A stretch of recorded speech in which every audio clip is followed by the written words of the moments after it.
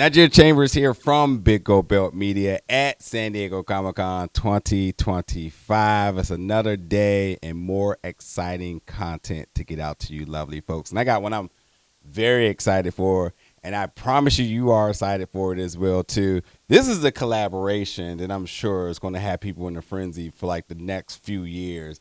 And I couldn't tell you it couldn't be better timing considering that this IP is also getting ready to drop its final season in a 3-part drop, which is just completely insane, which I probably know that I'm talking about Stranger Things. But here we go now with D&D, the collaboration, the official collaboration, Stranger Things. Welcome to Hellfire Club.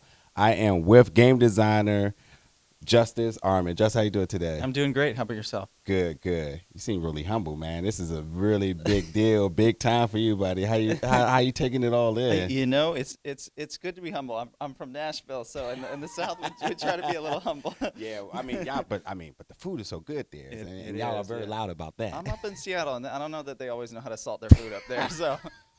Breakfast is challenging. I mean, when we talk about the stars aligning, but like truly, I have to ask you, like, why now? And then beyond why now, when it all started to come together, and now is now. What was the emotions? What was the thought process? Well, we've been working with Stranger Things for since all the way back to the first season. Yeah. And last season, we got a really awesome dungeon master, Eddie Munson, right? Yeah. Stole everyone's hearts, and what a great example for this kind of wholesome, slightly irreverent, heavy metal DM for people to aspire to. And so, with this collaboration, we really wanted to capture Eddie's heavy metal spirit and invite fans of, Stranger Things, of D&D, people who are curious to pick up this set and live out the version of this game that they see played on the show. There's such these vibes of camaraderie and friendship and not splitting the party. And so we want to invite people to form their own Hellfire Clubs, just like Eddie did. Yeah, and truly, like, what makes this one different from any other iterations in the past? Yeah, so this set has a ton of content in it. Okay. We've included, and I'll show you. Okay. I'll walk you through it just a bit, but this is our biggest Stranger Things set we've done. It leans into kind of this 80s faux nostalgia is what we're calling it. For fans who have seen them play on the show, or maybe perhaps played D&D around the time that Eddie was, they're going to see some familiar components, but leaning into this kind of authentic, kind of rough around the edges version of D&D you see with Eddie. Yeah. Really quickly, the artwork here. Yeah. Who do we give a shout out to, and how soon is the available merch? Yeah, so this set comes out on October 7th. Yep. The cover here is illustrated by Butcher Billy. He did a number of posters for season 4. You might have seen some of them. And we've got some great components to show you here. The other artist we worked with, who folks might be familiar with, his name is Trevor Gerard. Okay. He actually did the logo for the Hellfire Club that you see on the shirts. Oh. He's actually a set designer who works on a number of shows. And so he came out and helped illustrate our Dungeon Master screen. So I'll show you that. Yeah. Quick. I tell you what, this is what we'll do here. I'm going to grab this mic for you. Oh, thank you. Yeah. Let's see what we got. Yeah, so this is our 4-panel Dungeon Master screen. So you can see this awesome, we've got Eddie there in the center, and in here we actually have included some new monsters, including one new addition to the Stranger Things monster family that you can see here in the center. Our Demo Dragon, also on the cover. We can see like the full Hellfire Club demon and some nice nods to kind of the Wheeler basement and kind of a fantasy sense. Amazing. Yeah, we've got all kinds of things in here. So when you open up this set, you get a nice Hellfire Club photo, and on the back we've got a letter from Eddie, kind of entrusting you with the contents of this. So it's real sweet and kind of kicks off the set. You get so much in here for fans coming up, or maybe you're familiar with board games. You get on your turn card to help new players or Yeah. or long-standing players, remind them what they can do on their turn. We've got all sorts of monster cards. We've got one for Demogorgon here, and then one for the Demo Dog, and we leaned in that kind of like 80s retro wax pack feel. Almost looks like a sticker you can peel off. Oh, that is awesome. Yeah. There are True nostalgia here. yeah. There are handouts. They kind of look a little distressed, Yeah. like maybe they've gone through a Xerox machine. Mhm. And then for the characters that you play in this are the characters played by the members of the Hellfire Club on Okay. this show. So Okay. you remember in season 1 or season 4, episode 1, you've got Erica Sinclair talking about Lady Applejack, and so we got to bring Lady Applejack to life with art. We've got her poison-soaked kukri, so you can pick up one of these character sheets. You can write on them. There are 15 of them in this set for 5 characters. So, if you want to pick one of these up and you want to level up your character, you just swap it out for the level 2 version. If you want to take this and play it and play Lady Applejack in a different game, you can take that character sheet and bring it over to there. We've got all kinds of poster-sized components. So we have this lovely Hellfire Club poster with Eddie on there if you want to put that on your wall. And then on the other side, we have this map of Grey Hawkins, which is where Eddie's adventures are taking place. And we got all kinds of cool Easter eggs to the show in here. Like you can see Hopper's cabin is somewhere over here. We got the Duffer Lake here for the Duffer Bros because it was nice working with them. Then we've got these different booklets. These are the adventure booklets and the play guide. You can see Butcher Billy did the covers for these as well. They kind of lean into that. They look a little distressed. Eddie's had them, under his bed or something, and he leaves little bits of advice to the dungeon masters running this set, helping him out.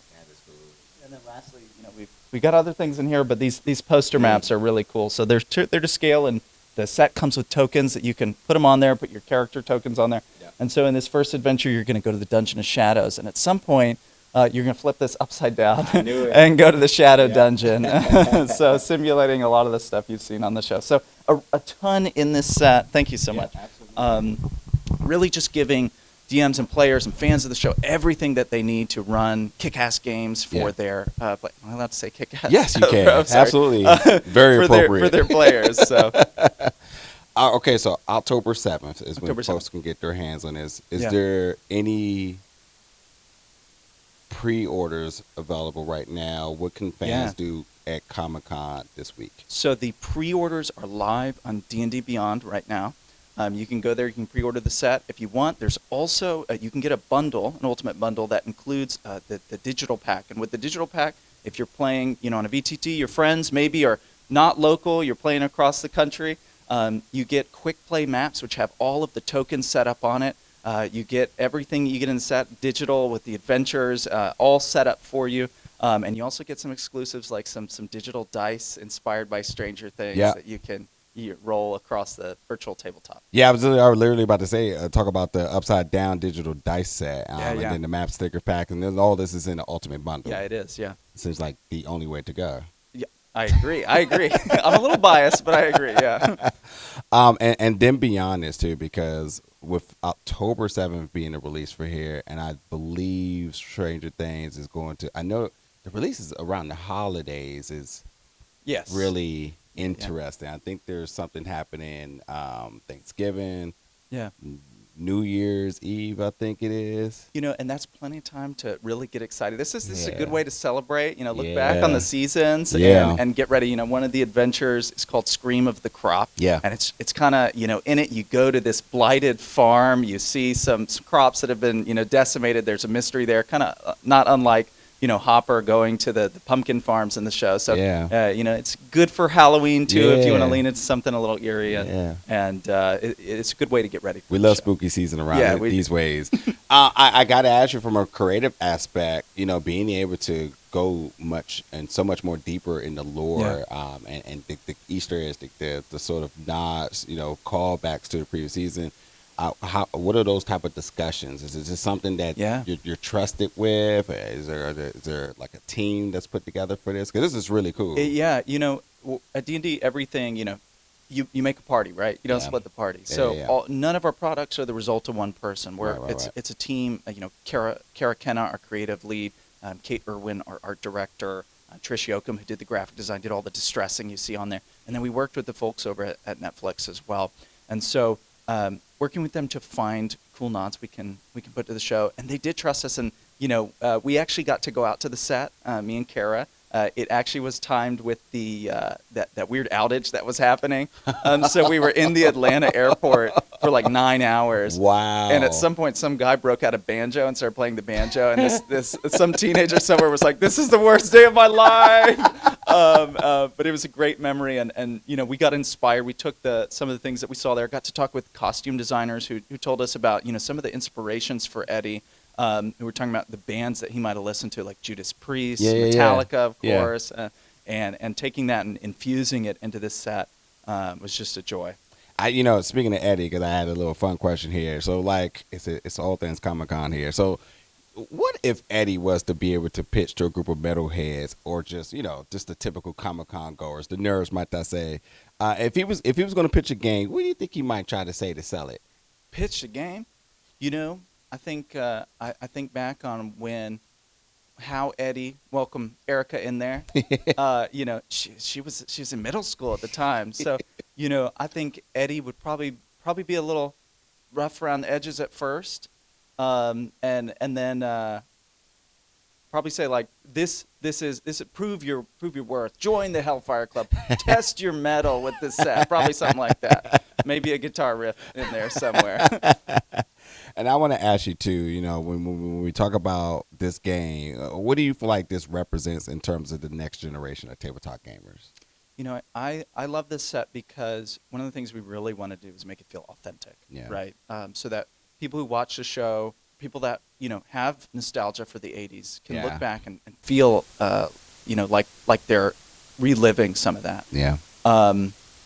But what it says of the generations, this is a really great bridge between who's playing now, who played then, and who are our idols, imagined or real, who play this game, who we can aspire to. There's a lot of fans back in the '80s that learned from watching great dungeon masters like Eddie, like their siblings, their parents, right, at the game store. And we're really inviting people to tell their own stories. Be the new generation of the Hellfire Club. Amazing. And maybe for somebody who's just strictly picking it up because they're just a stranger, what do you think? How does this invite them, the new gamers, the ones that are the wanderers at this rate? Yeah, we really tried to make this set accessible. We have a starter set releasing the month before, so if you're if you really are curious and you really want to get into the game as well from a pure first time standpoint, that box is made for them. And this one, though, we've taken some learnings from that and tried to make it accessible, expressing spells as cards, right, that you can hold in your hands, monster cards, the maps being ready to go. So I think this is our most accessible Stranger Things set that we've ever done. Amazing. Honestly, holding my phone here, and I typically have my iPad here, I almost started texting in the group chat to say, hey, we got something here. I love that. Justice, thank you so much for your time today, man. I'm very, very excited for it. It looks amazing. There's just so much here. And as I mentioned, I think we all agree the Ultimate Bundle is the way to go. Come out to over 7. It's been a pleasure talking to you. Have likewise. A good rest of your Comic-Con. Thank you so much. You Absolutely. As